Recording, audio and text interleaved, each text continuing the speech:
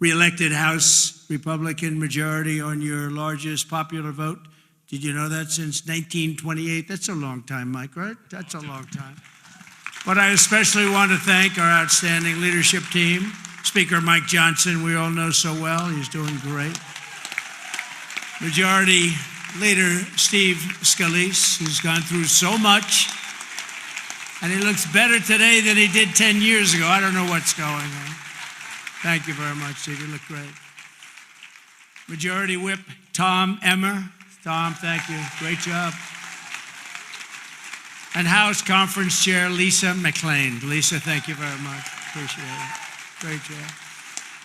Thanks as well to all of the incredible House members and staff for your tireless work on behalf of our country, along with Congressional Institute CEO Kelly Strickland. Thank you very much. Thank you. Kelly, thank you very much.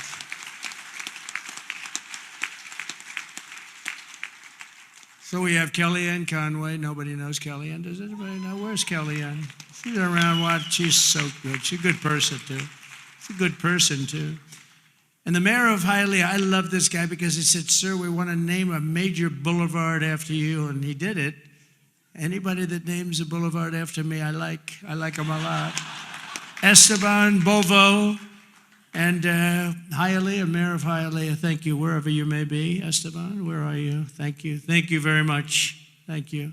Great honor, actually. A lot of people come back from Hialeah. They say, they just named a road after you. I said, that's okay. It's a beginning, right? It's a start. With the help of everyone in this room, we've just won the most epic, consequential political victory in American history, according to a lot. One of the major fake newspapers, so in this case it's not fake news, let's say, but they said it's the most consequential election victory in the last 129 years. I'm trying to figure out what that means, 120. Who was there 129 years ago? But it was a great one. At the presidential level, we won the popular vote for the first time of any Republican in decades. We swept all 7 swing states, Pennsylvania, Wisconsin, Michigan, Georgia, North Carolina, Arizona, and Nevada by very, very big margins, record-setting. And for the first time ever, all 50 states, did you know this? Shifted toward the Republican Party. We've never had that before. Nobody has, actually. It's never happened before. That's pretty good. You must be doing a good job, fellas. We won the largest number of African-American voters in Republican history, including 39% of black men, a record by a lot. So that's really nice. Thank you. And we won more Hispanic American votes than any Republican ever. It's never won any, not even close. Look at that, Hispanic American. We made historic strides with youth, men, women, urban, suburban, and rural voters. And in a political earthquake, yeah, sit down, just enjoy it. What the hell, we're gonna be here for a little while. But in a political earthquake, we won a wave of support from labor unions, including massive numbers of auto workers, which gave us Michigan as an example. Think of that, we won Michigan easily, and we did tremendous with the auto workers, and an overwhelming majority of the rank and file membership of the Teamsters. The Teamsters were great. They showed up in droves, and we won them by a lot. Together, we're forging a new political majority that's shattering and replacing Franklin Roosevelt's New Deal coalition, which dominated American politics for over 100 years. That's what we're doing. And what Mike said before, common sense. It is a little bit of common sense. Maybe it's a lot of common sense. Under our leadership, the Republican Party has become the proud voice of hardworking American citizens of every race, religion, color, and creed. We become the party of the American dream and wealth creation for everyone, not just the rich. If we do our job over the next 21 months, not only will House Republicans be reelected and expand our majority in 2026, we will cement a national governing coalition that will preserve American freedom for generations to come. There has never been anything like what's happened in politics in the last few years. Never been anything like it. Everybody, people of religion, everybody seems to be with us. I don't know how anybody could even vote for the other side. In many cases, they don't, but they do get credit for it. You'll have to think about that. I've raised a lot of money for the next race that I assume I can't use for myself, but I'm not 100% sure because I don't know. I think I'm not allowed to run again. I'm not sure. Am I allowed to run again, Mike? I better not get you involved in that argument. No, we raised a lot of money, a tremendous amount, and our teletown halls are something that's very special that nobody else is able to even contemplate using. We've gotten a lot of people elected with those teletown halls. We have 25, 30,000 people on just in a congressional area, and they win easy. It works for Elvis, the Beatles, and it doesn't work for anyone else, but it works for Trump. And we would have tremendous crowds on those calls, and I think I'll bet we got 35, 40 people elected because of the town halls. But I did say to them, and I said, this is the greatest, the person that sort of has the rights to it, and he happens to be a great Republican. I said, this is the greatest invention. This thing is going to make a fortune. He said, no, it's not that good, actually, because it only works for you. He said, actually, sir, it only works for you because somebody else they're not picking up. So I'm honored to have that privilege, and I used it carefully. But we've done a lot of the teletown halls for people, and I don't think we've ever lost one, right? It's hard to lose one, even if you only get 5,000 or 6,000 people on a congressional race. But we've done them for states, we've done them for governors, and we've done them for senators. And we did a couple countrywide. I did a couple for myself countrywide. They're absolutely amazing. And we got the message out through that and lots of other means. We even got it out through TikTok. Has anyone ever heard of TikTok? I have a little bias toward TikTok right now, I have to tell you. So we won youth by the largest margin. No Republican, we generally don't win youth. We won by 36 points. Can you imagine that? And I think TikTok had something to do. So pardon me if I'm I became a little bit jaded toward TikTok, but we'll see what happens. We're going to have a lot of people bidding on it. And if we can save all that voice and all the jobs, and China won't be involved. You don't want China involved, but we'll see what happens. We'll see what happens. But over the past 7 days, my administration has been moving with urgency and historic speed to reverse every single disaster of the Biden administration. By the way, the guy was a disaster, okay?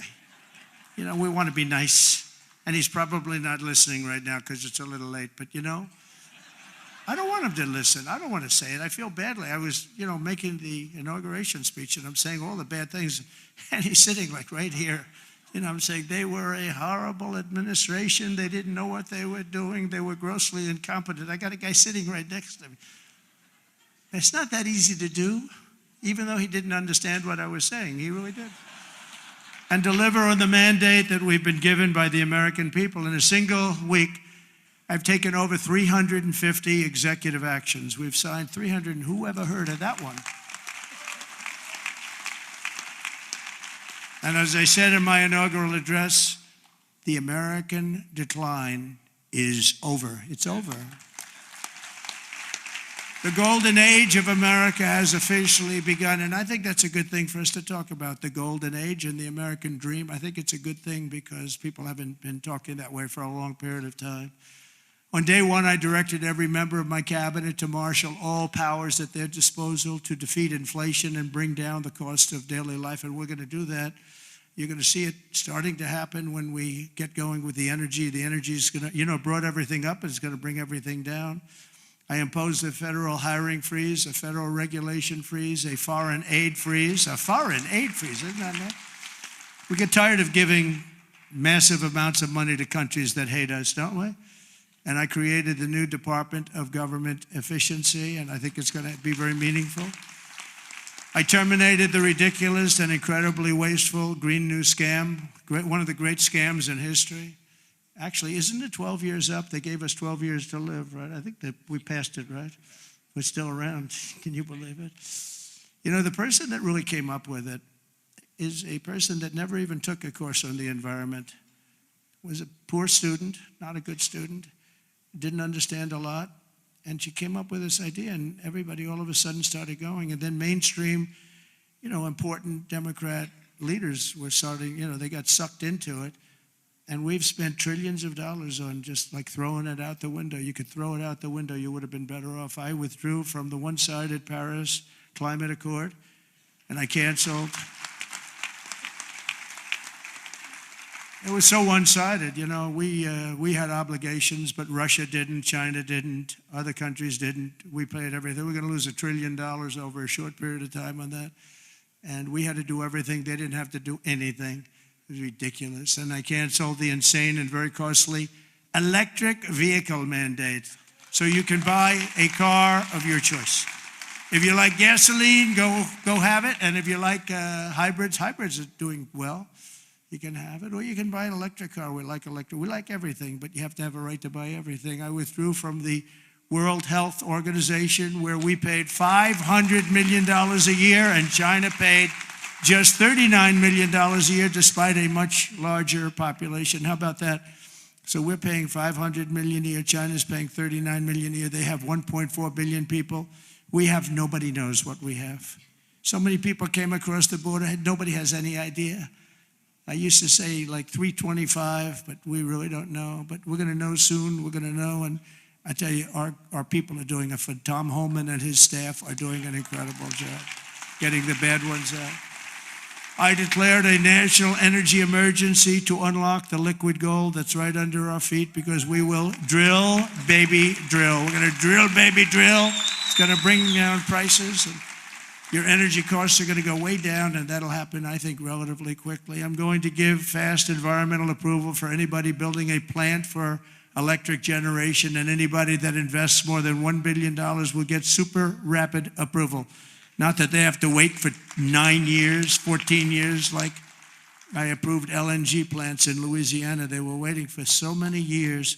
It wasn't Louisiana's fault. It was some people, they just wouldn't get them done. You've got a snail here, a tiny tree here, and I got it done in a matter of a few days. I actually got it done. It took them 14 years. I got it done in about 3 days. The people, as we called them, I'll never forget, I called them and I said, congratulations, you got your permit. What? They were so shell-shocked. They didn't know what the hell was happening. They're going to spend, and they spent about $16 billion on each plant, and they've been roaring since then. But we got them done in a matter of a few days. Over the past week, we've begun the largest deregulation campaign in history, far exceeding even the record-setting efforts in my first term. That was record-setting deregulation, and that was just as big as tax cuts as far as business and jobs were concerned, I'll tell you. I actually asked, it's interesting because I actually asked some of the biggest businessmen in the country, I said, let me ask you, have you had the choice between the big tax cuts? We cut it from 40% to 21%. We're going to cut it further, but we cut it down to 20. Everybody said that would be impossible. The people on the stage helped us with that one a lot. But I said, if you had your choice of that or the big deregulation cuts, what would you take? These are the guys that run the big companies, the big oil companies, the big companies of every kind. I said, would you take the big tax cut or the big cut in regulations? And I've never had anybody said they'll take the tax cut. They took the regulation cut. I'll bet I asked that question 100 times to 100 of the biggest people. They always said, sir, we'll take the regulation cut. You opened us up. You let us create all these jobs that we've all seen happen. So it was even bigger than the big tax cut. I also signed an order to end the weaponization of our government against the American people and investigate all abuses of power. And I stopped government censorship once and for all, and we brought back free speech to America. That's what happened. We're going to bring it back. We didn't have free speech. We didn't have free speech. I mean, I was investigated more than any human being in history. Alphonse Capone was a baby. Now, this was a serious killer, Scarface. You've all heard of Scarface. He had a scar for a reason. He didn't play games, but he was Scarface. Of course, nobody ever called him Scarface to his face. They said, Al, you look great today. Guy had a scar that was like 2 inches thick that ran from here to here. And they say, Al, you look fantastic. But Scarface was not investigated as much as your president was investigated. And it turned out to be a positive thing for me. Can you believe it? It turned out to be, we got a lot of votes. I think we got a lot of votes because they saw it was weaponization. It was a fight against a political opponent. I ordered the end to all of the lawless diversity, equity, and inclusion nonsense policies across the government and all across the private sector and the military. We got it, we're getting it out, and we've gotten it out pretty much. We did that in 1 week, and it wasn't that easy, but everybody wanted it. People that were strongly in favor of it, I thought, called me and said, thank God you got rid of that. That was so bad. It was so bad we hated it. We abolished 60 years of prejudice and hatred with the signing of one order, all approved by the Supreme Court of the United States. It was a big thing, and the United States has become a meritocracy again. We are a country that's based now on merit for success. Merit. If you're good at what you do, you're going to go places. I made it and who would have thought that was going to happen? We didn't even talk about that one because I figured that one was going to be toughest to get. And so we are now, if you do a meritorious job, if you do something where you're just outstanding, you advance. And that's what it's about. It's about competition, and it's about a lot of things. And the other becomes a very dangerous plateau. We were on that plateau too long, and it's one of the reasons that you saw very bad things happening with our country. I made it the official policy of the United States government that there are only two genders, male and female. Gee, that was a tough one. That was a tough one. Some of these people say like 7 genders. I'm trying to say, go and name them. They got some weird stuff going on. No, we have 2 genders.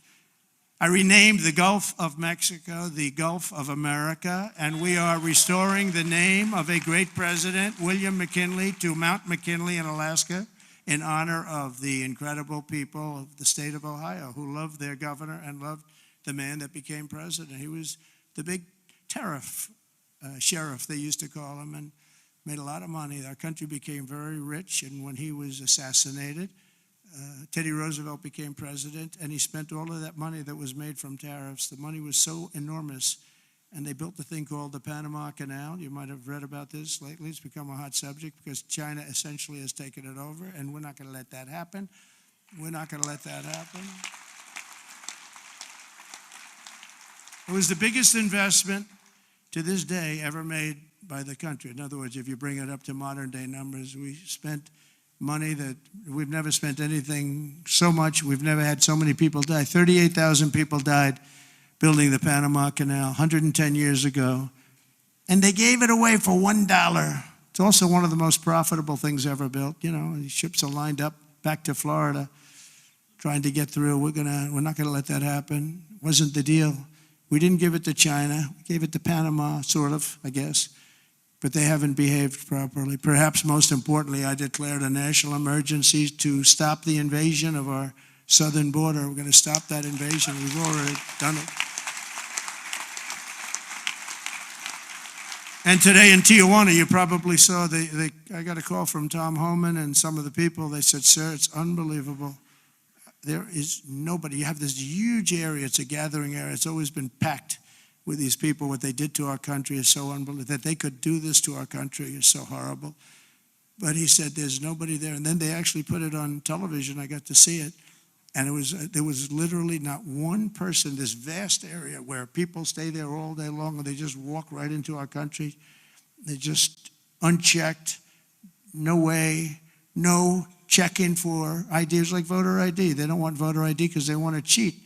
They wanted these people to come in because they want to cheat too. But who could allow this to happen? But there wasn't one person standing in this massive, an area that's like 5 football fields, that was packed for years under these horrible people that wanted to kill our country.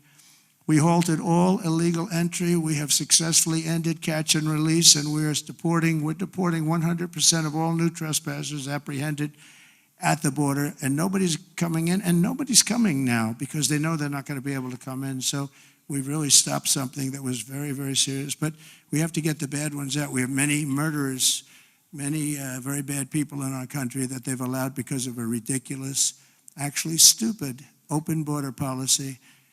I've also deployed troops to the border, and for the first time in history, we're locating and loading illegal aliens into military aircraft and flying them back to the places from which they came. And very importantly, America is respected again. We're respected again. Isn't that nice? You know, after years of laughing at us like we're stupid people. And as you saw yesterday, we've made it clear to every country that they will be taking back our people that we're sending out, the criminals, that the illegal aliens coming from their countries, we're taking them back, and they're going to take them back fast. And if they don't, they'll pay a very high economic price, and we're going to immediately install massive tariffs. It'll be placed on them and other sanctions, but the tariffs, I told you, most beautiful word in the dictionary. I also told you that I said that the first time and I got just absolutely decimated by the fake news, you know. I said it's the most beautiful word, and the fake news said, what about religion? What about God? What about love? So now I say it's the fourth most favorite word in the dictionary. It's God, love, it's all these other things, but I say number 4, but God, love, religion, tariff, fourth. Another couple of weeks, it'll be like 10. Hopefully it's going to stay in the top 10, but the fake news went after me, Tom, because I didn't say the first 3. And now now that I say it, immediately say it, I'm sure they're going to find some others. Throughout the week, the heroes of ICE have been hunting down and arresting hundreds of illegal alien criminals per day, including those with charges and convictions for rape, child sexual assault, terrorism, and even murder. Many murders in the crowd, and many of these murderers have committed far more than one murder. This is not going to work out, and we're going to get them the hell out of here. And members of the savage Venezuelan prison gang known as Tren de Aragua and MS-13, including 50 violent individuals who were rounded up in Aurora, Colorado, which the Venezuelan gang took over. The governor, who's a radical left governor, was petrified. He didn't know what to do. He said, no, it's not that bad. They've only taken over a couple of apartment houses. See, they went into the real estate business. They did it unconventionally. They did it with guns. We have to go out and borrow or use cash to buy. They just did it with guns. They took over. He said, no, it's not that bad. They only took over a couple of buildings. We're tracking down the illegal alien criminals. We're detaining them, and we are throwing them the hell out of our country. We have no apologies, and we're moving forward very fast. They're very dangerous people. They're very dangerous people. They're violent people. I used to say these are more violent than our criminals. In fact, the best part about them is they make our criminals look quite nice, actually, by comparison. They are very violent people. We also have many violent criminals in our country, however, that did not necessarily come here illegally, but have been arrested 30 times, 35 times, 41, 42 times in a couple of cases, 25 times, 18 times, many for murder and other heinous charges such as pushing people into subways. As the train's coming along at 45 miles an hour, boom, you get pushed into the subway. They had it last week. Hitting them in the head with baseball bats while they're not looking, punching old ladies in the face, knocking them unconscious and stealing their purse. They even break into apartments and rape elderly women and beat up elderly men, beat them to hell. And I don't want these violent repeat offenders in our country any more than I want illegal aliens from other countries who misbehave. And I say, and this is subject to getting it approved, but if they've been arrested many, many times, they're repeat offenders by many numbers, I want them out of our country. I also will be seeking permission to do so. We're going to get approval, hopefully, to get them the hell out of our country along with others. Let them be brought to a foreign land and maintained by others for a very small fee, as opposed to be maintained in our jails for massive amounts of money, including the private prison companies that charge us a fortune. Now, let them be brought out of our country and let them live there for a while. Let's see how they like it. You'll see crime all over the country dry up. Essentially, that's what Venezuela and other countries are doing. They're getting rid of their criminals and putting them into the United States of America. And their crime is down by almost 80%. We're going to restore law and order in America, and we want to bring back the death penalty for these horrible people that kill people. They kill people. It's always a tough thing to say because I don't like it. Nobody likes it. But if you don't do it, we're just looking for trouble. I spent a lot of time with President Xi, and I'll never forget in my first meeting, I said, do you have a drug problem? No, we have no drug problem. Why is that? A quick trial. What is quick trial? Quick trial is that we try the person that sells the drugs immediately, and at the end of the day, we execute that person if that person is guilty. We have no drug problem whatsoever, and that's the most severe case. But wherever you have no drug problem, you have the death penalty. So, and drugs causes a lot of the crime. A lot of the crime in our country is caused by drugs. It's a terrible situation. Comes through the southern border. Most of it is fentanyl coming in from China. And it's very interesting. China, when I was with President Xi, I had a deal worked out with him that they were going to give their maximum punishment, which is the death penalty, to anybody making fentanyl and sending it into the United States. Then we had a very unusual result in an election. We had a rigged election. We had a very unusual result, and that went nowhere. It was all set to be, he would have absolutely done it. He was ready. We shook hands on it, and then Biden, of course, didn't follow it up. He didn't follow anything up. But if that would have happened, you would have had a lot less fentanyl deaths, I can tell you. You would have had very little fentanyl coming into the southern border. Last week, I also signed an order that will designate the cartels as foreign terrorist organizations. That's a very big designation.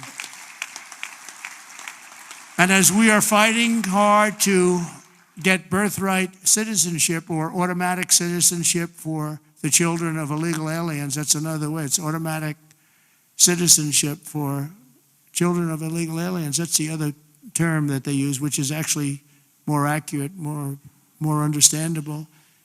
And it's ridiculous. We're the only country that has it, and certainly the only country that has it to that extent. And it wasn't meant, if you look, it was really meant for children of slaves. This is when it happened. The children of slaves, it was not meant for everyone to come into our country by airplane or charging across the borders from all over the world and think they're going to become citizens. It's not meant for that. It wasn't meant for that. And hopefully at some point the courts will understand that without having to go through a whole big deal. This was meant for the children of slaves. And look at the timing of it, and you'll see, and I hope judges will understand that.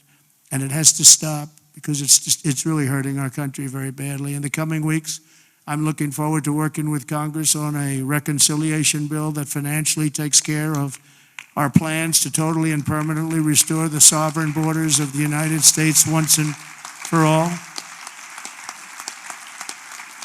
This should include full funding for a record increase in border security personnel and retention bonuses for ICE and Border Patrol. These people are incredible people. I got to know them so well.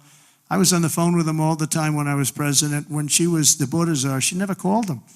Remember, we went like 4 years and they started asking her, did you ever speak to him? No. We asked the Border Patrol, did you ever speak to the head of the Border Patrol? Did you ever speak to the vice president who was your border czar? No, I never got to speak to her.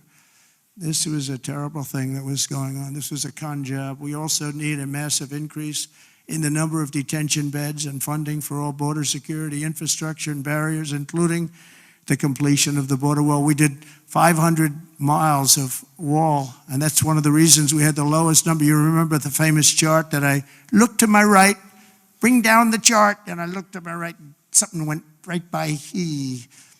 But that chart, I don't know if they have it now, frankly. I didn't tell them to bring it. But they're very competent people. They might. If you have the chart, put it up. If you don't, that's okay too. But that chart showed that we had the lowest number of illegals coming into our country in history. And I love the chart. Even if it didn't show that, I would have loved that chart. Because that chart, I wouldn't be here right now without that particular chart. But it was pretty amazing. It was really amazing. And we did a great job. We had the lowest, the week I left office, we had the lowest number of illegal immigrants coming into our country that we ever had. Simultaneously, we must make a record investment in interior enforcement, including deportation flights and aircraft, as well as funding for our new task force to eradicate the presence of foreign gangs. We have some of the worst foreign gangs. It's not even believable. And criminal networks that have brought devastating crime to American soil. We're getting them all out. We're getting them all out. I won on that, It's like some people explain it very well. They say, gee whiz, they look at the people.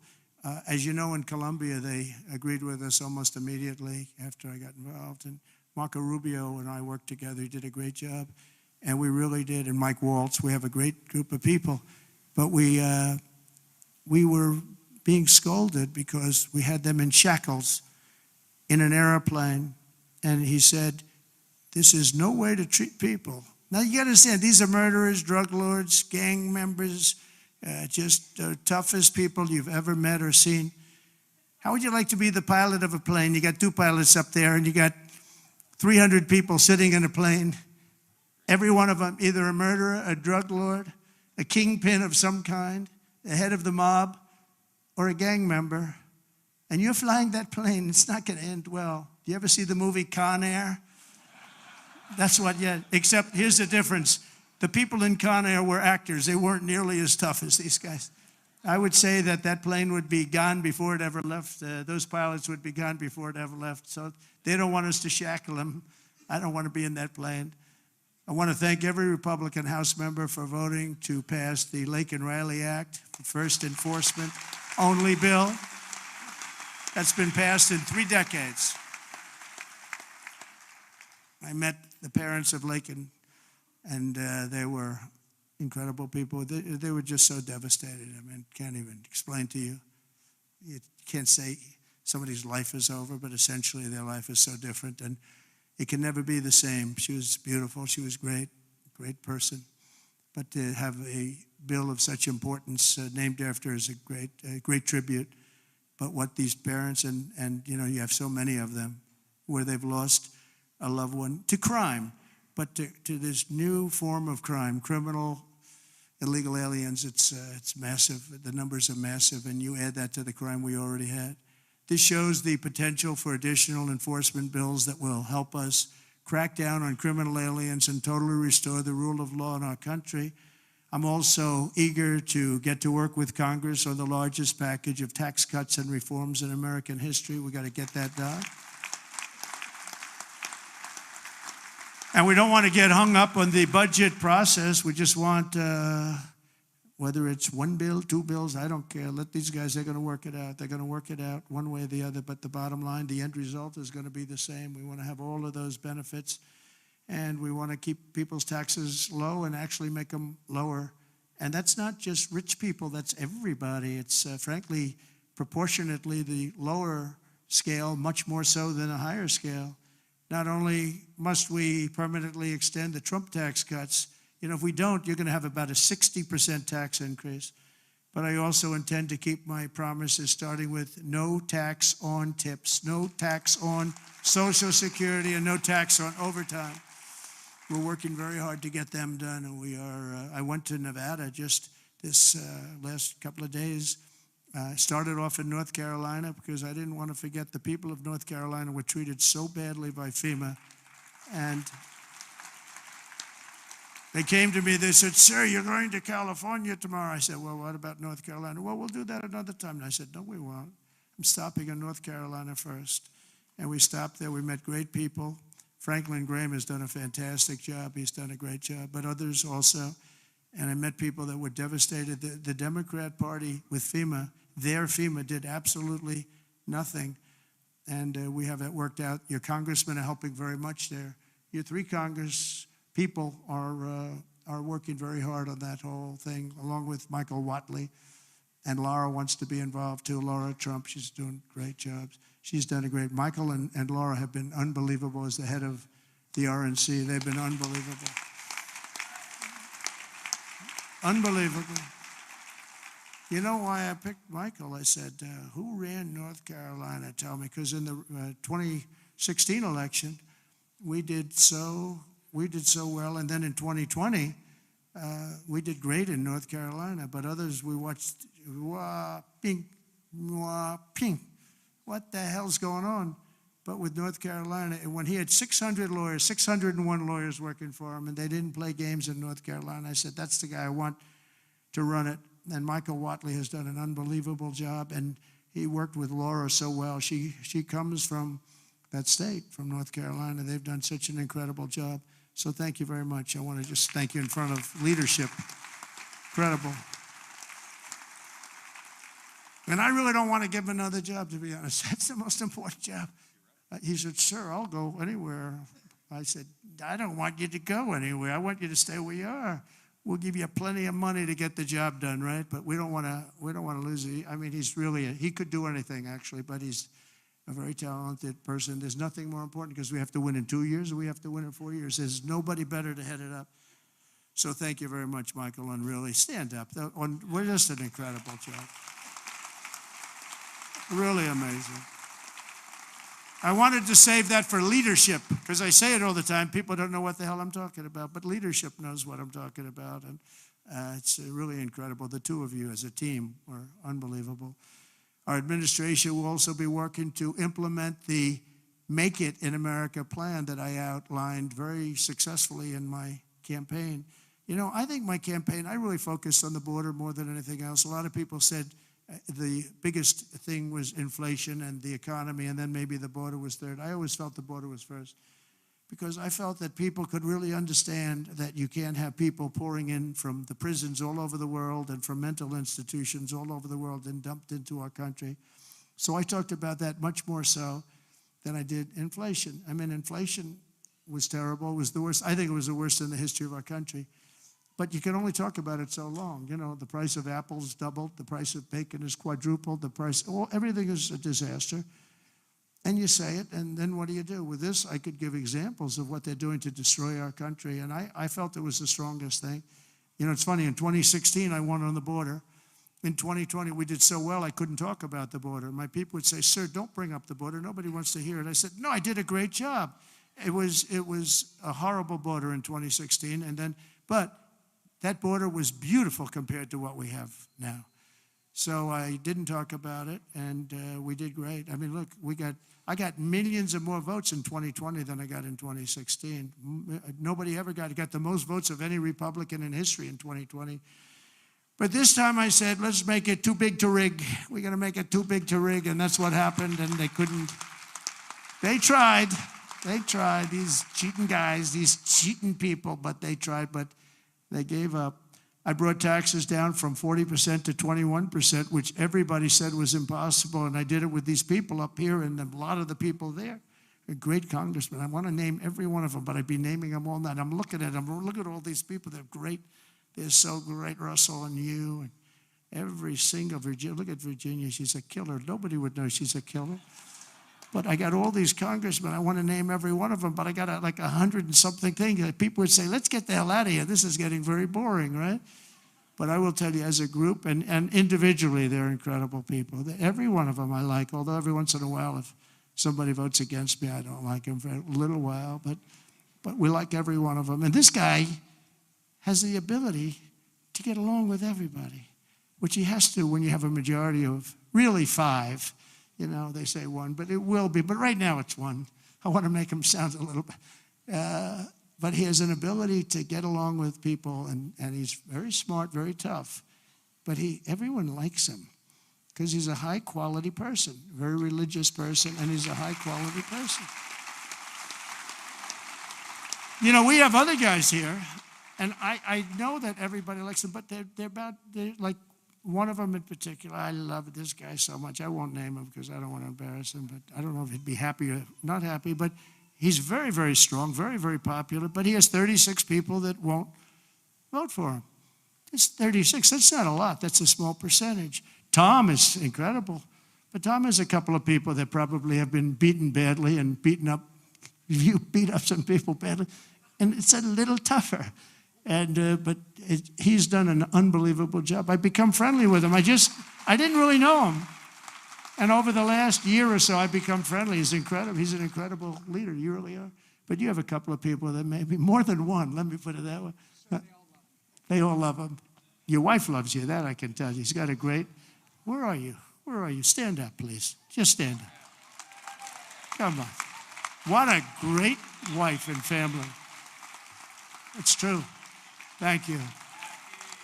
She is a great. Look at her. She's very popular, isn't she? Huh? She's great, more than you. You're very popular.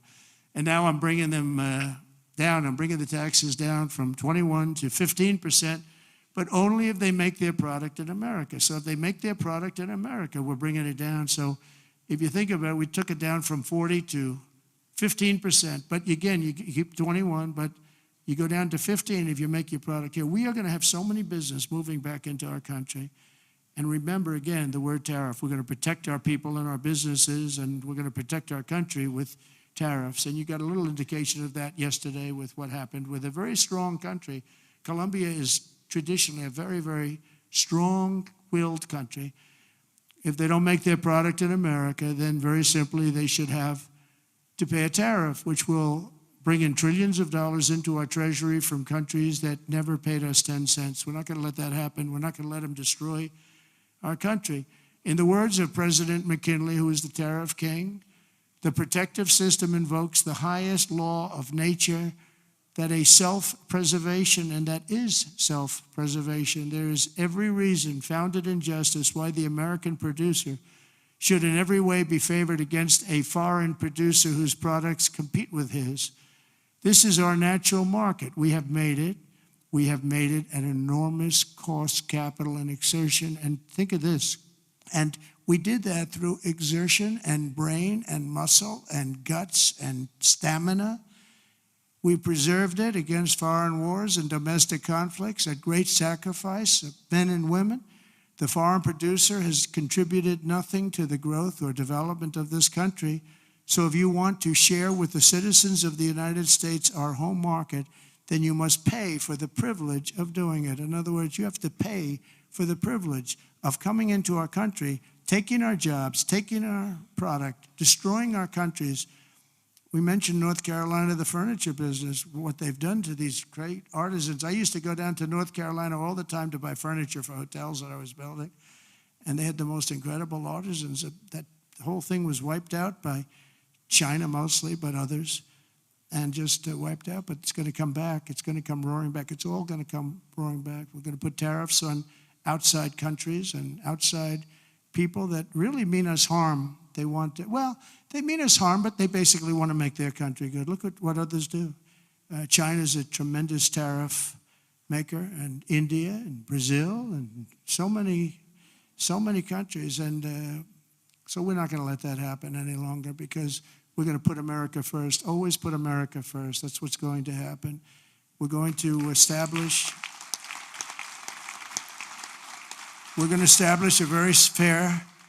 a very fair system where money is going to come into our coffers, and America is going to be very rich again, and it's going to happen very quickly.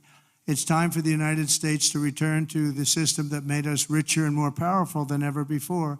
Do you know the United States in 1870 to 1913, all tariffs, and that was the richest period in the history of the United States, relatively speaking. In other words, relatively. And they set up the Great Tariff Commission of 1887, and this commission had one function: what to do with all the money that we took in. It was so enormous that they had no idea. It was a blue ribbon committee. It was set up 1887, and what to do with all of the money that we had. And again, Teddy Roosevelt was a beneficiary, because when McKinley was killed, he took over this vast sum of money, and he did all of those national parks and all of the other things. And I'm not knocking him, but he was given a vast amount of money, and that was all made through tariffs. We had no income tax. The income tax came in 1913. As I said in my speech last week, instead of taxing our citizens to enrich foreign nations, we should be tariffing and taxing foreign nations to enrich our citizens. Does that make sense, right? Under the American First economic model, as tariffs on other countries go up, taxes on American workers and businesses will come down, and massive numbers of jobs and factories will come home. The job creation will be enormous. In particular, if you look at the automobile sector, I mean, we're just being wiped out. You just take a look at what's happened to that over the years. And the auto workers voted for me. I have an obligation to do what's right, and I'm going to do that. Do you know, in Mexico, they were going to build the largest auto plant anywhere in the world, and it was during the campaign, my most recent campaign, and a very great gentleman, all he does is he builds auto plants. He was building this factory, and I said, how's it going? I said, I want to go around and take a look at one of your factories that you're building, one of the big ones, one of the good ones. I said, okay, are you ready? When are you going to do? This is 9 months ago. He said, you'll have to go to Mexico. I said, what about the United States? He said, we're putting up a couple, but they're small. He's the biggest guy at doing this. He said, in Mexico, they're building massive automobile factories. I said, you mean they're doing it And who's the owner of the factories? He said mostly China. One in particular is massive, and it's built fairly close to the border. So they were going to build cars and send them into the United States for no tax or very little tax, and destroy Detroit, just destroy the rest of it, what's left of it, because they've already taken, Mexico's taken 32% of our business over years, over 30 years, and the other one is Canada. Canada's taken massive amounts of, they said they send us millions of cars. We don't need them for that. We want to have the cars made in Detroit or South Carolina or many other locations, whether it's union or not union. But I said to him, so when is this plant going to open? He said, well, we're going to start it in a couple of months, and it'll be open in about a year and a half. It's the largest plant in the world. I said, I'm not happy with that. And I said in my next speech that I am going to charge them, if it takes 100% or 200%, no car is coming in from Mexico into the United States without a massive tariff. And I said it 3 or 4 times. And what happened is about 2 months later, I see that same gentleman who was in the audience, and I said, I want to see him backstage after I'm finished with the speech. And I met him backstage. I said, John, let me ask you, what happened with that plant? Where is it now? He said, sir, China's canceled it. Why? Because they think you're going to be elected, and they thought you were going to charge big tariffs on the cars coming in, and it doesn't work if you're going to charge. So they canceled the plant, and Detroit now will breathe, and we're going to do just the opposite. We're going to have these companies come in, and they can build that plant if they want, but they have to build it across the line. They have to build it in the United States. Amazing. Amazing. We did so many things, and we weren't even elected yet. That would have been a disaster. If that plant were built, it would have been a disaster. That would have wiped out. That was bigger than most of the factories put together, the auto plants put together. In particular, in the very near future, we're going to be placing tariffs on foreign production of computer chips, semiconductors, and pharmaceuticals to return production of these essential goods to the United States of America. They left us and they went to Taiwan, which is about 98% of the chip business, by the way. And we want them to come back, and we don't want to give them billions of dollars like this ridiculous program that Biden has. Give everybody billions of dollars. They already have billions of dollars. They've got nothing but money, Joe. They didn't need money. They needed an incentive, and the incentive is going to be they're not going to want to pay a 25, 50, or even 100% tax. They're going to build their factory with their own money. We don't have to give them money. They're going to come in because it's good for them to come in. They're giving them money. They don't even know what they're going to do with it. I had people tell me, we have no idea. We didn't need money. They don't know if they're probably going to use the money to build in other places, other countries. It's a ridiculous plan, very expensive and ridiculous. The only way you'll get out of this is to build your plant. If you want to stop paying the taxes or the tariffs, you have to build your plant right here in America. That's what's going to happen at record levels. We're going to have more plants built in the next short period of time than anybody ever envisioned before, because the incentive is going to be there, because they have no tariff whatsoever. In fact, they have help from us if they build their plant in America. And we're going to look at pharmaceuticals, drugs. We're going to look at chips, semiconductors, and we're going to look at steel and some other industries. And you're going to see things happening. If I didn't put on the massive steel tariffs, you wouldn't have one steel plant right now in the United States. If I didn't put on the tariffs on washing machines, dryers, and the like, you wouldn't in Ohio, you would have lost all of those companies that made washing machines and dryers. Jim Jordan is the one that got me started. Was Jim here by any chance? Is Jim here? Where is Jim? Where's Jim? Oh, look at him. Wow. That's not a great seat for a man of such power. Do you know that Jim has he's a great wrestler. He was All-American wrestler 3 times, 128 and 1. That's not a bad record, and that's the way he fights too. But he has a better record. Undefeated as a wrestler in high school. And I say, how can you do that? Because a freshman can't beat a senior. But he figured out how to beat seniors. So I stand up again, Jim. Let's give you a hand as a wrestler. As a wrestler, big hand. As a politician, very good. But Jim, is it true that we went up there, remember we had 25,000 people standing on the streets in this little beautiful town with Whirlpool, right? And they were going to close up their factories because South Korea was dumping washing machines and other things like that, and they were dumping. And we put a 50% tariff, and at 75, even 100%. and now they're thriving, right? Without Trump, they would have been closed up. But Jim was the one that got me involved. Are you guys all happy with Jim? Do you like him? Because I like him. I like him, right? We like Jim. What's not to like? He gets on television, he's like a wrestler. He's got this boom, boom, boom, boom. It's very impressive, Jim. Anyway, it's good to see you. I like that guy a lot. I like a lot of the people in the audience a lot. I like the people in this room. We have the same basic philosophy. We have the same thoughts. What's not to like? But I'll also be placing tariffs on steel, aluminum, and copper, and things that we need for our military. We have to bring production back to our country. You know, there was a time when we made one ship a day, and now we can't build a ship. We don't know what the hell we're doing. It's all gone to other locations and other lands. And to further return production to the United States, we're going to environmentally free up our rare earth minerals. We have some unbelievable sites. We have some of the best rare earth anywhere in the world, but we're not allowed to use it because the environmentalists got there first. They said, you cannot touch that land. I look at the land, it looks like every other piece of land. What is it? Well, this is very protected. They have no idea what they're doing to our country. They use the environment to stop progress, so we're not going to let that happen. We have Lee Zeldin. I don't know if Lee's here today, but Lee Zeldin is going to be fantastic. He's going to head up the whole environmental. And I said, Lee, if we have we put in for a power plant, and if we don't get the approval, like that you can start within 12 days, one day would be even better, but 12 days, 14 days, see what you can do. And Lee's great. Lee knows what's good and he knows what's bad, and he'll be very fair, but we have to get it moving because some of these jobs, like the ones in Louisiana, they were 14, 15 years, they couldn't get their approvals. We can't let that happen. When people come here with massive amounts of money, they want to start, they want to go, and we know what's good and we know what's bad too. And Lee Zeldin's going to do a great job environmentally. As we fix our tax system, we could also cut colossal amounts of government waste, fraud, and abuse, of which there's a lot. But tonight, I restate my pledge from the campaign. I will not sign any bill that cuts even a single penny from Medicare or Social Security for our great seniors. We don't have to do that.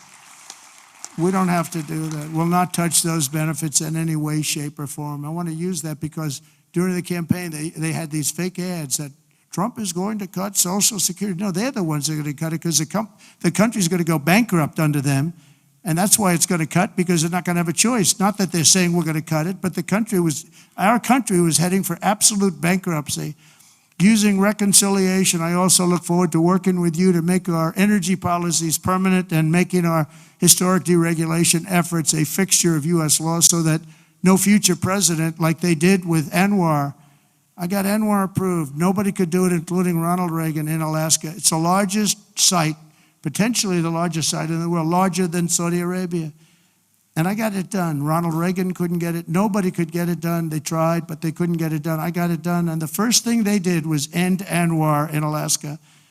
The biggest, most powerful site, maybe anywhere in the world, that we got it done. And we're going to get it done again very quickly. Now, I think I do it with an executive order because they didn't go through Congress. I got it approved through Congress.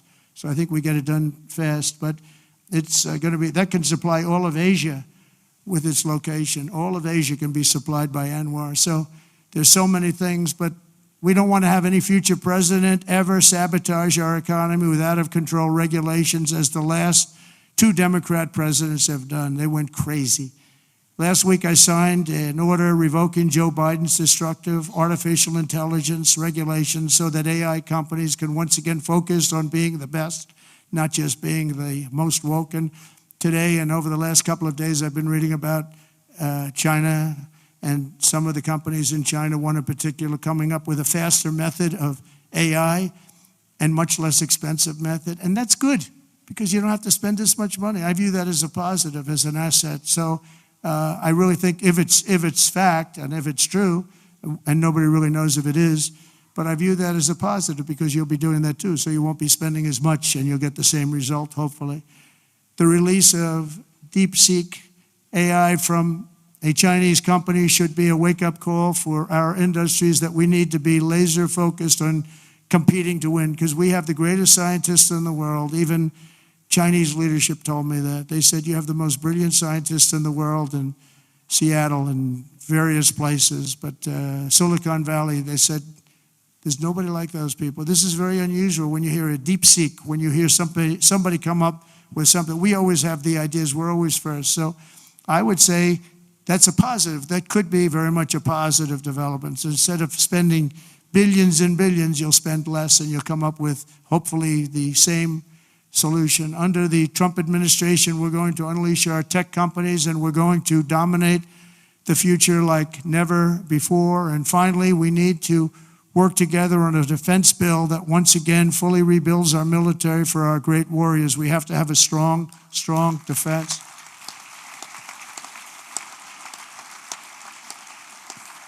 And in a little while, I'll be signing 4 new executive orders. First is that I'm directing our new Secretary of Defense, Pete Hegseth, who's going to be great, by the way. Thank you for the support. Thank you very much for the support. You really did support him greatly. I think he's going to be fantastic. I know him very well. I think he's going to be fantastic. He's what we need to immediately begin the construction of a state-of-the-art Iron Dome missile defense shield, which will be able to protect Americans. You know, we protect other countries, but we don't protect ourselves. And when Ronald Reagan wanted to do it many years ago, luckily we didn't. We didn't have the technology then. It was a concept, but we didn't. And now we have phenomenal technology. You see that with Israel. We're out of 319 rockets. They knocked down just about every one of them. So I think the United States is entitled to that. And everything will be made right here in the USA, 100%. And next, to ensure that we have the most lethal fighting force in the world, we will get transgender ideology the hell out of our military. It's going to be gone. In addition, we will stop our service members from being indoctrinated with radical left ideologies such as critical race theory. We're going to stop it. It's already been stopped. It's already been halted, totally halted. And finally, we will offer full reinstatement to any service member who was expelled from the armed forces due to the COVID vaccine mandate. And we will restore them to their former rank with full pay. And I think we're going to have a lot of people that join. And one thing I'll say, if you looked at our recruitment over the last week or so, 2 weeks, it's through the roof. You know, we were having a lot of people weren't signing. We were having a hard time recruiting people because they were looking at these people that they were supposed to be their leaders, and they weren't happy. They didn't like people that fall going upstairs. If you're going to fall, at least go downstairs from the plane. That triple fall. I use that thing in more ads. I didn't have an ad where I didn't put that in. Just a little quick 1, 2, 3. Reminded me of Joe Frazier when he went down, right? George Foreman, Joe Frazier. 3 falls in a matter of seconds. I said, can you speed it up a little bit? People are getting tired of it. But no, we have now the best recruitment we've seen in a long time. There's a tremendous number of people wanting to sign up. January 20th, 2025 was a turning point in American history. Starting last week, we're ending years of incompetence, radicalism, and betrayal, and we're ushering in the most exhilarating era of reform and renewal in the 250-year history of our country. And just in conclusion, I just want to say that this has been a very exciting and will be a very exciting new chapter. There's nothing we cannot achieve as long as the Republican Party remains united. I hope you can remain united.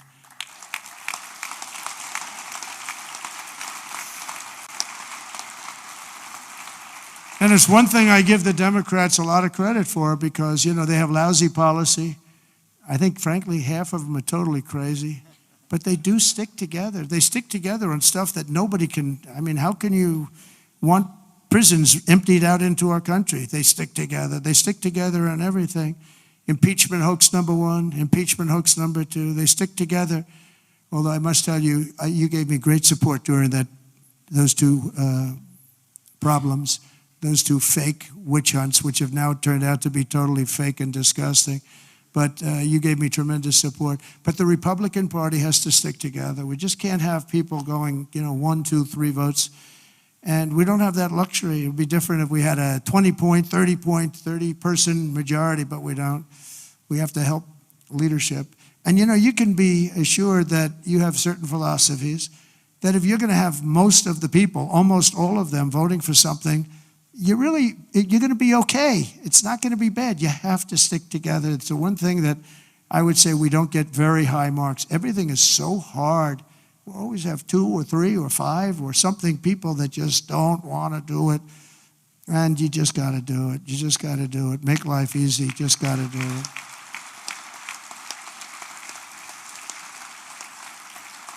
So right now we have a very special period because we have the House, we have the Senate, and we have the White House. And we're a team, and we're a really good team. And I appreciate so many times, and like even with Mike, I called 3 or 4 people, and they said, okay, sir, I'll do it. I'm going to vote. I'm going to vote positively. And they're very happy they did now.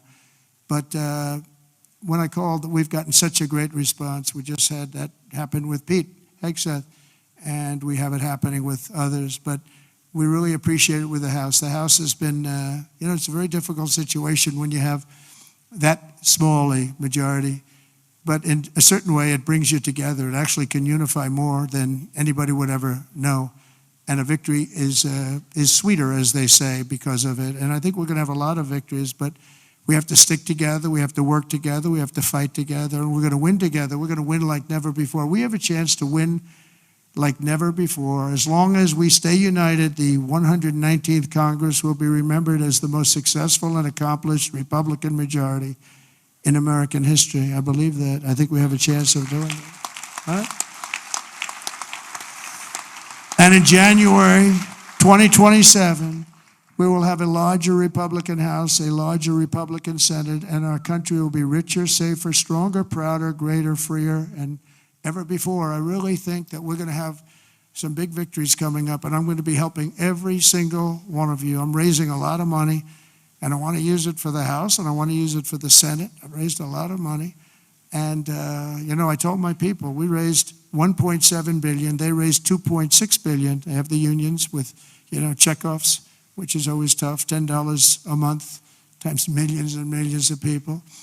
And then we won, and we won by a lot. And they wanted to go out, and they still haven't raised it. They're trying to raise $28 million. They cannot raise 10 cents.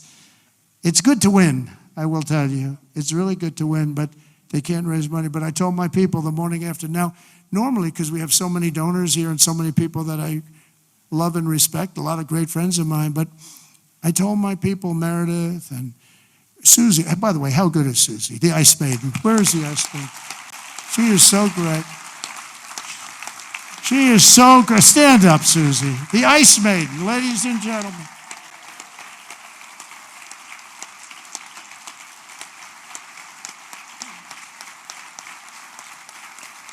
Wow, look at that. Most powerful woman in the world, they say. Most powerful woman in the world. She's made of ice. She's great. No, when I came to Florida, Florida was a Democrat state. Had a Democrat governor. They had one Democrat senator. It was largely a Democrat state. And through various reasons, I ended up with Susie running the campaign, and she was unbelievable. We won it in a landslide. And then the second time, we won it in an even bigger landslide. And when it came time to choosing somebody to run the campaign, the whole campaign, I said, what about Susie from Florida? She never lost. I won every primary. I won every, I didn't lose anything. And it was a Democrat state, and it was a landslide both times. And all of the Republican stuff was almost like it didn't even exist. It was amazing. And I said, what about Susie? Well, sir, a woman has never been in this position before. I said, really? Oh, by the way, we have Kellyanne Conway. She didn't do too badly either, right? She did a great job, 2016. And when it came time to chief of staff, do you know that there has never been a woman chief of staff? But there is now. There is now, right? I didn't know that. I'm so surprised. I'm very surprised. But it came time to running the campaign, and I said, well, I've never had a loss with Susie. She comes from great stock, Pat Summerall is her father. Pat Summerall was a football player, great football player, but a really great announcer, really the voice of the NFL for 27 years or something. He was great, and a leader. He worked with John Madden, and he was able to get John Madden to do things that nobody else could do. They'd say, Pat, John is really difficult. Now, John was a difficult guy, but he got big ratings, and he was good. And Pat would go up, come on, John, let's get this done. Come on. I know you don't like the heads of the company. They're paying you a lot of money. Come on, John, let's get it done. And he'd go and do it. And this went on for, what, 27 years, right? But he was a leader, her father. And, you know, this is somebody that has the gene. I'll tell you, she's great, and she's done a fantastic job. So she was so good with the campaign. I said, let's let her do the campaign, and it was flawless. And again, I said before, we had her win a lot of votes because it's crooked as hell. And I hope you can go to voter ID and same-day voting and paper ballots and all of those things, because ultimately we'll never lose a race if you do that. I'm telling you, you'll never lose a race. And I hope you can get that. And that's said to the governors mostly, but this, you know, you people have a lot of power over it. But Susie ran the race, and we did phenomenally, and then we just made her the chief of staff, and she's doing great. They say it was the greatest week, opening week, in presidential history, and I think, you know, it couldn't be a hell of a lot better. Even CNN is saying, this guy is amazing. I couldn't believe it. I said, did CNN really say that? Because nobody watches, so nobody was able to confirm it. But it was pretty amazing. Oh, the camera just went off. It's always tough. Usually you get them by surprise. But I just want to thank everybody. We're going to make this tremendously successful. We're going to have, I believe, we're going to have one of the greatest 4 years in the history of our country. We're going to turn it around quickly, and then we're going to go on and we're going to progress like nobody ever thought possible. And I want to thank these great 4 people, because they really are leaders and they're phenomenal people. And I want to thank all of my friends in the audience, many of whom are congressmen and congresswomen and people that have just tremendous talent. Every single one of you, I know every one of you, and you have tremendous talent. And if we stick and if we fight together, there's nobody can stop us. We're going to have, because they have bad policy. Their policy is so bad. Nobody could win with this policy. Nobody. And we have the best policy. And again, as they say, and we say, and I've been saying for a long time, we're the party of common sense. And we're the party that's going to have the best 4 years ever. Thank you very much. Appreciate it. Thank you very much.